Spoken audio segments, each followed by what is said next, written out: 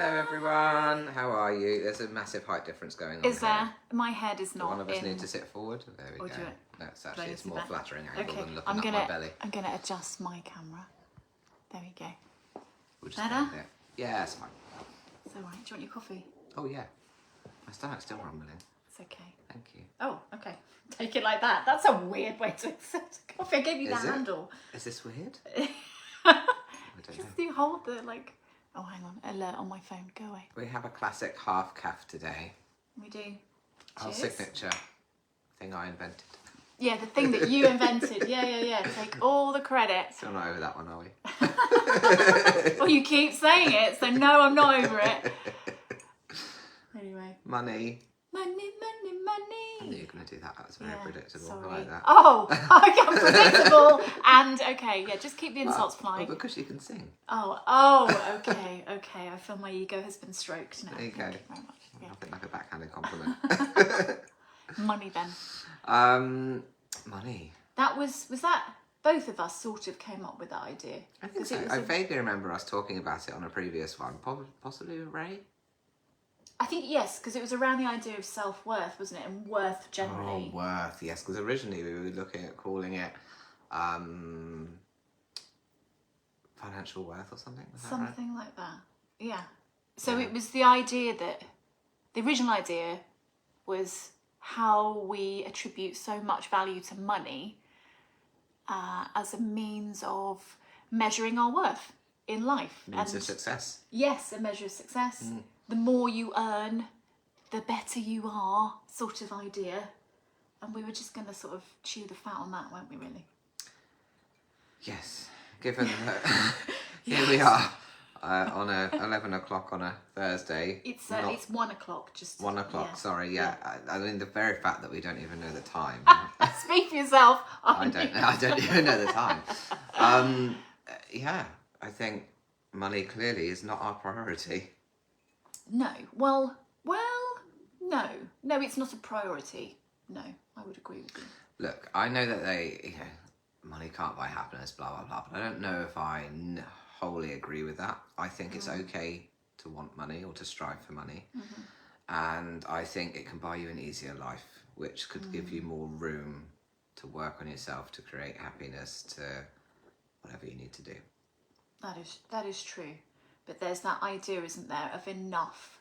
And it's funny because I'm assuming you've got to the same point. We've both been listening to this Jimmy Carr podcast with Stephen Bartlett, the CEO. It's so good. It is actually really surprisingly good. If you even if you don't like either of them, it's actually a really interesting watch, isn't it? It's totally.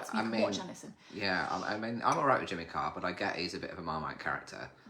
But he is not what you think he is. It's amazing. There's actually 2 of them, so I'm now listening to the second one. Okay. Yeah, it's very good. It's really interesting. Yeah. And what he was saying, what I've been listening to when I was just pulling up in the car, was about when do you know that you've got enough money? And he was saying how he thinks it's not going to be long till we have the world's first trillionaire. You know, so what are they doing? What are we all doing? What is enough for you? I think that's a really good question. Well, what he was saying was that the world's first trillionaire doesn't need to be a trillionaire. So it's not a case of necessity. It is a case of having a goal and wanting to smash that goal. You know, it's like, well, I want to be the world's first trillionaire, so I'm going to be. But when you look at it in that simplicity, it's truly a mindset thing. And that's what's interesting to me. But I think, if you know, I've done several kind of money, I call them money freedom workshops and talks and things. And I think people instantly look at that and go, but you're not earning loads of money, you're not a millionaire. I'm like, well, that's not what it's about. For me, money freedom is about allowing yourself freedom despite of money. Like being able to negotiate your life in a way that is freeing and fulfilling and whole without the confines of money, without being restricted or limited by it. You can have it, as we've just talked about this trillionaire thing, as a goal. If you want to have a goal for money, wonderful. Don't get me wrong. If, you know, I win the lottery, I'm not going to be sad about it. And, you know, I've got, you know, in classic manifestation terms, I've got this magic number. Yeah. But that's not what's, you know, driving my decision to do what I do. Because if actually I was money orientated as my only goal, I wouldn't be sat here right now doing this, and I wouldn't be doing the things that I do. Because I've had a corporate career that earned me okay-ish money. Yeah. But if I really wanted to, I could have put 1,000,000% into that and smashed that and probably be earning really decent money right now. But that's not my ambition. My ambition is to live a life where I'm free of the constraints of money. Okay. Does that make sense? Yeah, I think so. But I think that means that you've identified what you want money to do for you, which I think is the big question. Oh, I hadn't thought of that. What you want money to do for you? Because that's kind of what they were talking about in this podcast, and Jimmy Carr quoted Byron, who said that money is a magic lamp. I thought, what a great idea. You know, so you've got your magic lamp with your genie and you're about to rub it. What do you want? Like, that's what money is, isn't it? It's a tool. It's a proxy for something else. And he was saying things like, you know, if you want to, say you want to, I don't know, win the lottery, well, that's great, but that's giving you tokens for a future you might want. It's not actually what you want the thing now. That you want. It's the means to get what you think you want. Yeah, it's a means to an end. And so I think we kind of accumulate money, or feel that we should accumulate money. I guess the problem is, and people are probably sat here thinking, well, the world costs money. It costs money money to live. Yeah, it does. It does, absolutely. We're not denying that. And we are both fortunate that we have working husbands and a second income in our family. Absolutely. But also that may change. You know, the circumstances may change. Jobs, people lose their jobs. You know, the climate changes, recessions. We talked about this before, actually. It's a false insecurity having a job, isn't it? Really know, it's just as insecure as being self-employed, if not more insecure. It is, because you're not in control of it really at all. No. But yeah, so I guess, you know, what comes up for me when we talk about money is to do with what do you want out of life, and then money doesn't really control you. You have an idea of what you need and how to go about getting it. That's the dream, isn't it? Yeah, what is life worth to you? You know, what is your worth in life? Because I guess I think we're trying to collectively say is that money gets you stuff, but is that stuff contributing to your worth? One thing that they said on that podcast actually was there is nothing you can buy in a shopping centre that you're going to care about in 5 years' time. Yeah, I loved that. That was so profound. That's very true, don't you think? I think really true. It's really true. So, I mean, there are things in a shopping centre, is that what you're saying specifically? Like, yeah. You go to yeah. So, this is very true. Clothes, shoes, you know, stuff for your house, meaningless trinkets, jewellery, none of it actually matters. No. But yet we're raised in commercialism. Yeah, that's what makes We're raised in want, but you have these wants that we think are needs, but they're not needs, because what do we need? What do we need? We need oxygen, we need food, we need sunlight, we need clothing to keep us warm, and shelter to live in. Yeah. But we don't need, as a human, much more than that. But we have this mindset where, well, I need money to pay my bills. I need this to do that. I need this to do that. I need. I need new hair clips, or I need new socks, or I need a new dress for this event, or whatever. Need. But for me, when we focus on that word need is then focusing on the lack of that thing. It's like my focus is on the lack of that thing. Yeah. But as we're growing up, we're taught not to want. You know, wants don't get, or do you really need it? Or they're the things that we hear growing up. And sometimes the things I catch myself saying to my children. No, really? We all do it. But actually, I think a want is a great thing, because you're focusing on the desire. And you want something. You're not focusing on the absence of it. You're focusing on the gain of it. So I actually think that we should want more than we should need, because actually in the Western world, we all have what we need. Pretty much. For the most part. Although, don't you think that wanting stuff is something also to be mindful of? Is where does the want come from? Is it something you want that's going to benefit you personally?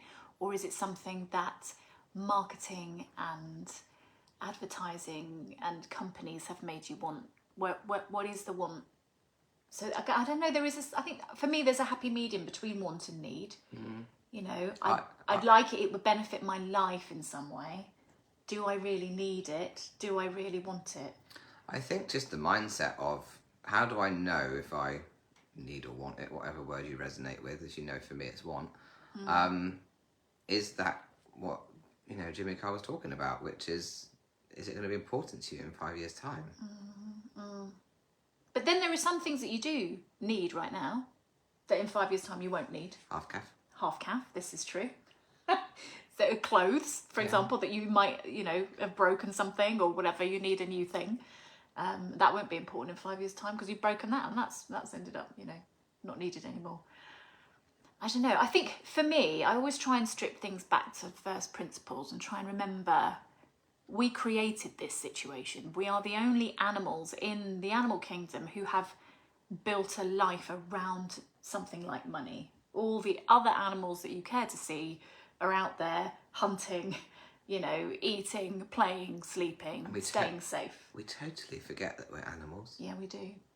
In fact, probably most people have never even given that a conceptual thought. I mean, but we are. We are. I always think about that because I think about that due to my background in nutrition and what we need in the human body. Being an animal, we've got certain nutritional needs.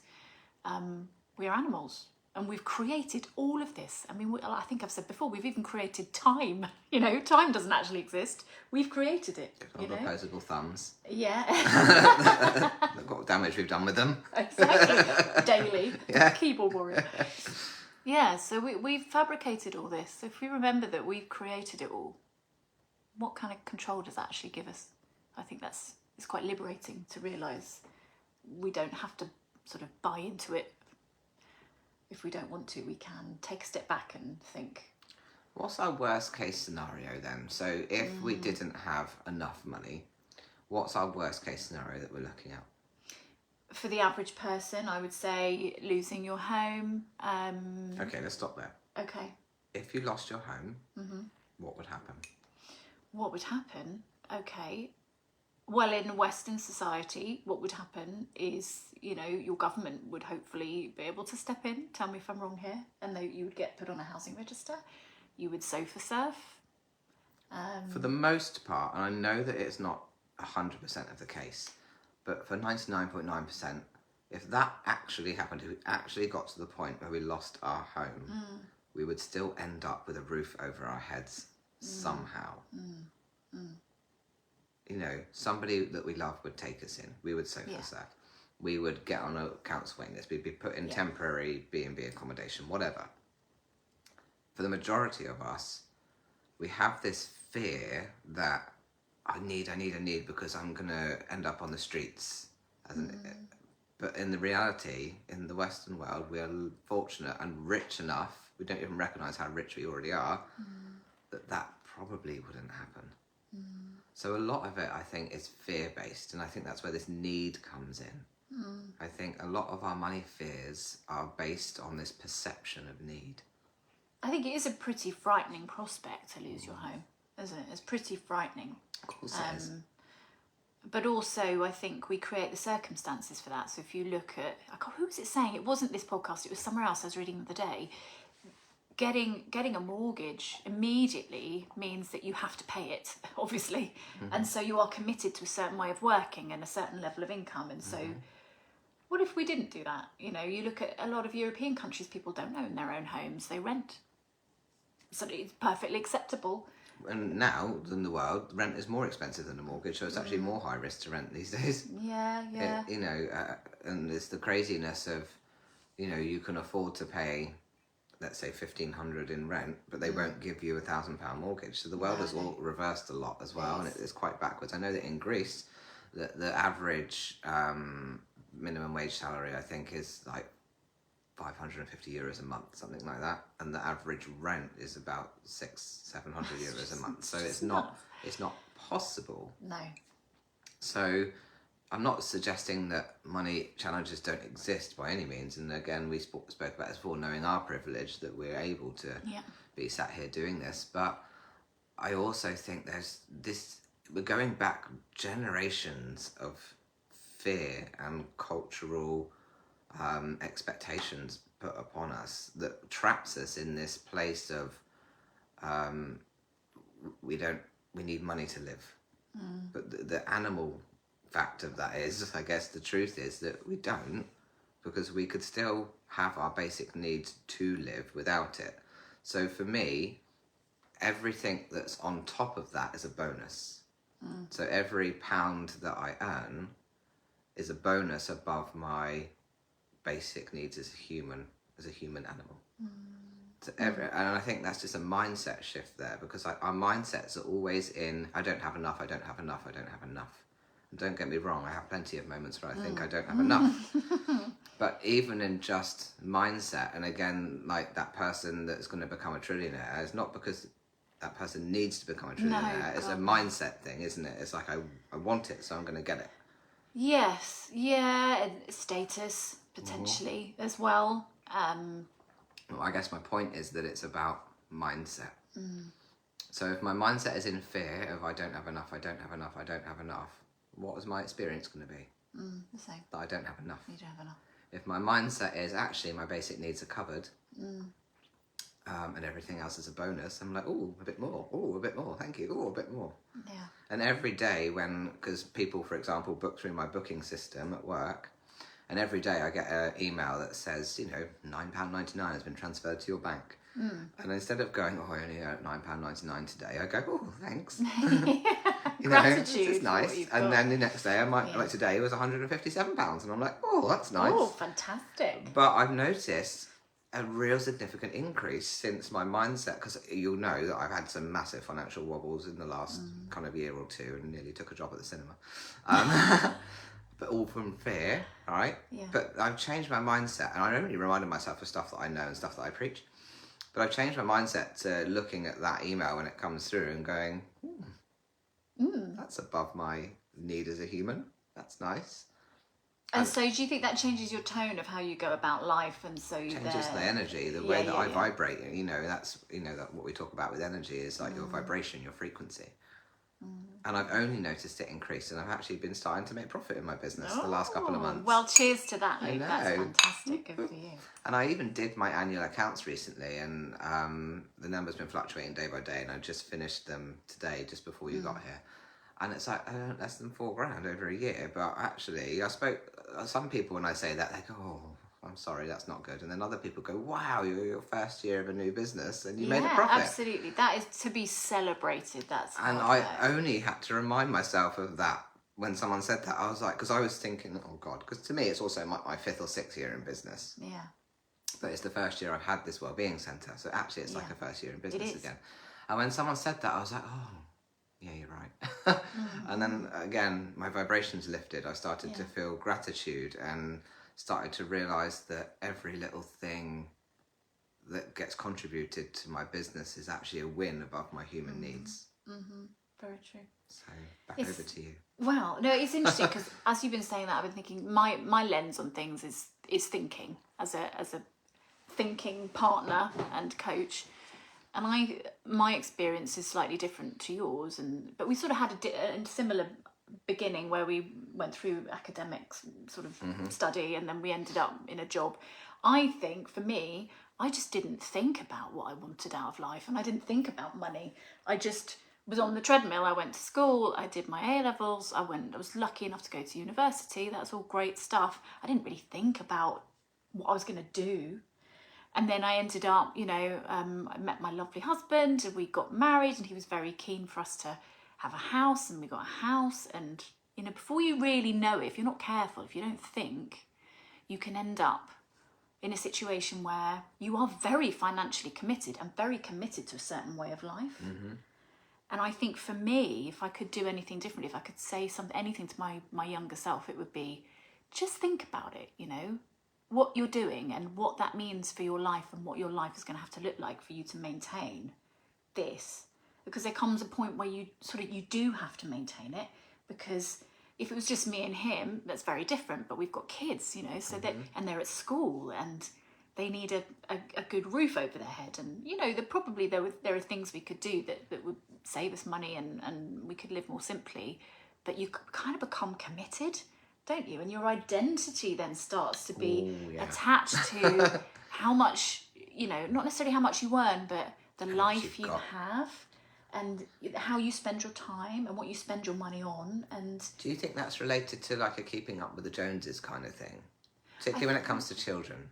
I think, for some people, I think it can be. I think for me, we've never been people for big holidays or having the latest car, or, you know, I mean, if we got a new car last year and basically the old ones were just like, they were very old. I mean, they were fine, but they were very old. We had it for 10 years, one of our cars, you know. We don't really sort of have statusy type belongings, really, not really. I never had status cars, but I certainly had a lot of cars just because it's... Oh, you're a petrol head, aren't you? No, not... Well, that's the thing. When I tell people I love cars, and I've had so many cars, they're like thinking I mean fancy cars or sports cars, or, you know, I'm like, no, like I've had 3 smart cars. I really don't. I'm not fussy about what the cars are. I just like new ones. You just like cars. Okay. It is more of an addiction, I would suppose. Okay, that's a whole other topic for another conversation.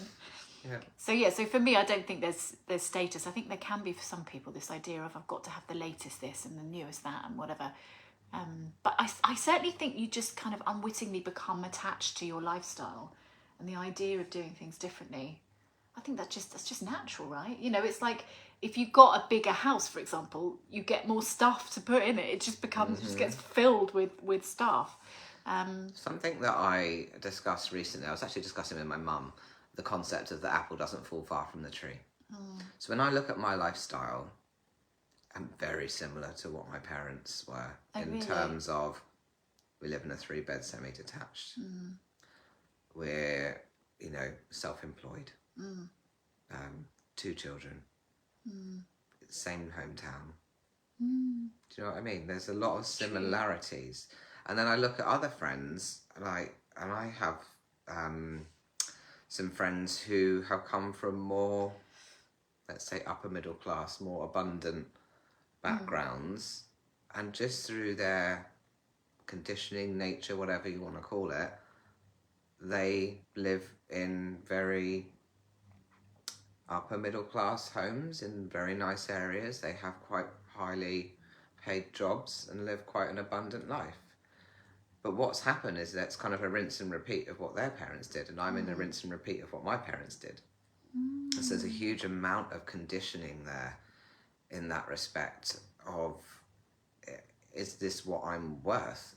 Have I reached the maximum potential of what I'm worth? Because this is my belief of what I'm worth. That's really interesting. Do you feel that influence of what you're worth in your own day-to-day life? Not consciously. My ambitions are much bigger than what we have now, not necessarily materially. But I just think we don't know our subconscious, do we? That's why it's the subconscious. True, but you can know it. It is knowable. Yeah, not all of it. I just think that there's something in that I have an obligation to keep working through, I think.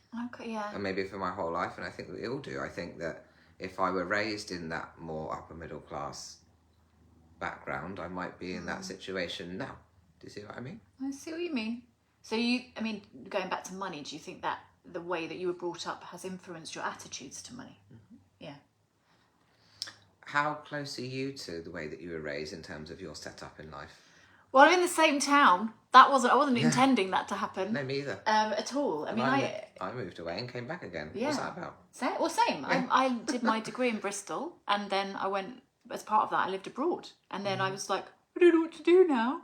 I'll just go home. We did the same thing. I went to Brighton Uni and then I went to the States and then came back and went, I don't know what to do. Back home it is. And then I met my husband, and that was that, you see. So I was committed to this. We could have gone somewhere else, but we were quite happy here. And I guess, I don't know, how similar is my life? And what kind of home did you grow up in? 3-bed detached house. Same as what you got then? Similar. I mean, it's on the same estate. Okay. Exactly. So I'm only a stone's throw away from where I grew up as well. Yeah, exactly. And I actually rebelled against that in my own head for years. I was like, why am I here? I should go and have a more exciting life somewhere else. And then I had kids and I was like, oh, that's really nice actually. I'm quite happy I'm here now. But yeah, so I suppose it's true. What was the working relationship with your parents? So my mum was a dinner lady pretty much forever and fitted around the kids. And I guess I've fallen into that routine in my life. And Not as a dinner lady, but you are working. You've got a lifestyle business around the kids. Around the kids, exactly. Yeah. I'm the one who fits around the kids. That being said, my husband's often, he's always helping out, and often has said that he would take on the lion's share if it came to it. If we needed to. He's very happy. So I don't think we're the same in that respect. My dad at one point had his own business, and it didn't work out. And then he was a shop manager for the rest of his life. So yeah, there's some similarities, but then I look at my brother. He's living in another country, doing something completely different. My brother's totally different well, not in all respects. He's also self-employed, actually, continuation of the family business. Oh, okay. But his home situation is not the same as ours growing up. Yeah. So that's interesting. But I from you and I perspective, it seems that the apple hasn't fallen that far from the tree. It's not that far, but you say that and I feel a little bit uncomfortable. That's bringing I feel a bit icky about that. Why is that, do you think? Because it's in our conditioning and we still have work to do. It's a subconscious thing. You didn't know it till I said it. Oh, shit! And I didn't know it until I came to that realisation. Yeah. And again, I didn't like it. I was like, what do you mean? Oh, actually, it makes sense. Yeah. But then that just highlights another place to work, to grow our abundance, to grow our self-worth, our subconscious self-worth. I think as well, though, for me, back to what I was saying before about not really thinking about it, I've ended up doing that by not really thinking. If I had the awareness... That's what the subconscious is it's happening without you knowing.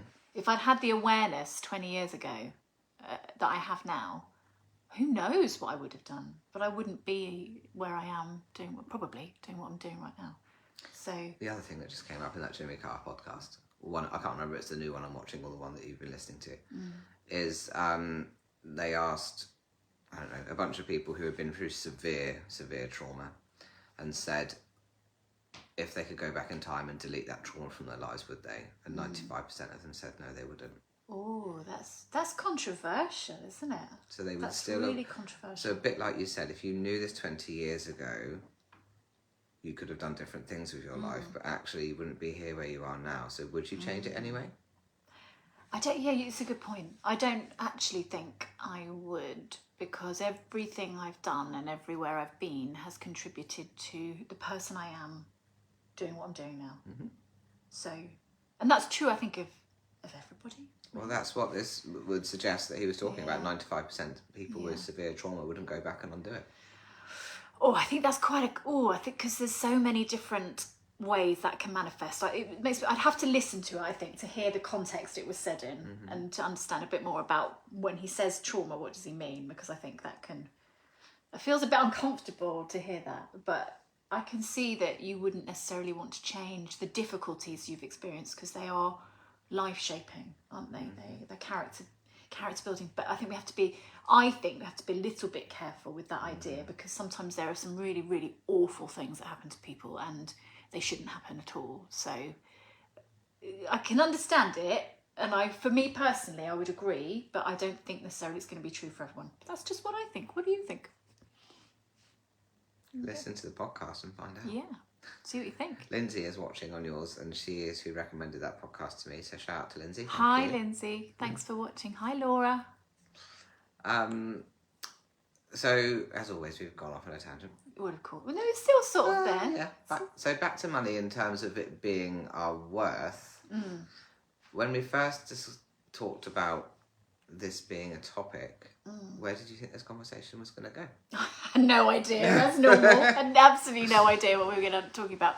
But I think it was around the idea that, for me, your worth in life is so much more than financial. And I often think it might be the kind of the purpose that we are here for, because I kind of feel that all of us has some sort of purpose. We have a thing that we're here to do. It might be that you've kind of done it. You might have had a conversation with somebody that completely changed what they did and how they thought, and off they go. You know, you've changed a life in some way. So you kind of, you've achieved your purpose. I'm probably not explaining myself very well, but you know, it's kind of I think life is so much more than money. There is much more meaning to be extracted than financial reward. I remember how we got onto this topic. Yeah. Let me ask you this. Come on then. Do you think that people look down on us because we don't go to work? Ooh. Or do you ever look down on yourself and think I should be contributing or I should be doing more? Shoulds. I think the shoulds crop up. Yeah. I think sometimes I should be earning more money. Yeah. I should, because that makes me it makes me more equitable in my home life. But that is the goal, you know, of what I'm doing. But it's not the only goal. What do you think? Somebody who I loved and respected dearly for a big proportion of my life told me that I was lazy for not going to work, for having these ambitions as a self-employed person. Said that I was lazy and selfish. And that really impacted me, because I've never felt that what I'm doing has come from a place of laziness or selfishness. And maybe it's a blind spot for me, I don't know. But I thought, what a massive piece of conditioning right there. That we believe somebody is only worthy or valid if they go out and contribute to society. And by contributing to society, you're talking about financial... Full-time work. Yeah. The other aspect of that, and a slight tangent, is I can't help but think of that person wouldn't have said that to me if I was at work at stay-at-home mum. But because I'm a stay-at-home dad. Okay. Different gender roles. And then there's, as you say, there's that question of why do they think that's okay to say that to you? Because that's a judgment. And where is that coming from in their own life? Yeah, but I guess aside from all that, I think that that's quite an accurate reflection of how many people either believe that they're not enough because they're not contributing in that way, or that people judge people telling them they're not enough for not contributing in that way. This conditioning of we are put on this planet to go to work 40 hours plus a week and earn money, and that's our contribution. But you just, as we've discussed today, when you literally just think about it for 5 minutes, you realise that isn't why we're here. We created all of that. That's completely fabricated by us. Yeah. So it's whatever we want it to be, really, which is both terrifying and hugely exciting, I think. You know, we can change our life to make ourselves happy, and it doesn't have to be defined by anybody else's ideas of what that should look like. Or our own ideas of what that should look like. You know, can we challenge our own ideas about what success is for us? Yeah. Because, you know, even if you do nothing, even if you are a full-time parent and you no financial contribution to your family at all, you are contributing to those children. And that is a full-time job on its own. Yeah. And maybe you're looking after a home. Maybe you're holding the family together emotionally, physically, you know, mentally. That just because it doesn't pay anything doesn't mean it's not valid. No, exactly. There's a huge amount of worth in that. Yeah. And so we need to value that. We need to change what we value.